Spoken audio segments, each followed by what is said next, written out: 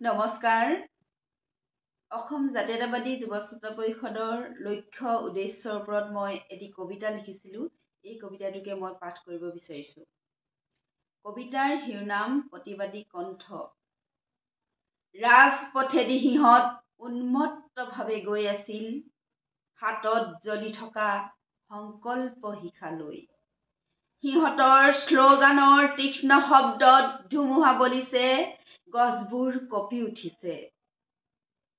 সিহঁতৰ লাঞ্ছিত বঞ্চিত দেহত পেটৰ ক্ষুধা, শোষিত নিষ্পেষিত হৃদয়ত শংকিত আকাংক্ষা।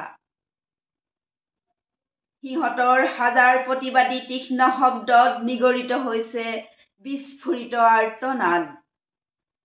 সিহঁতে লিখি যাব সময়ৰ সোণালী পাতত নতুন প্ৰজন্মৰ বাবে তেজ ৰঙা ইতিহাস।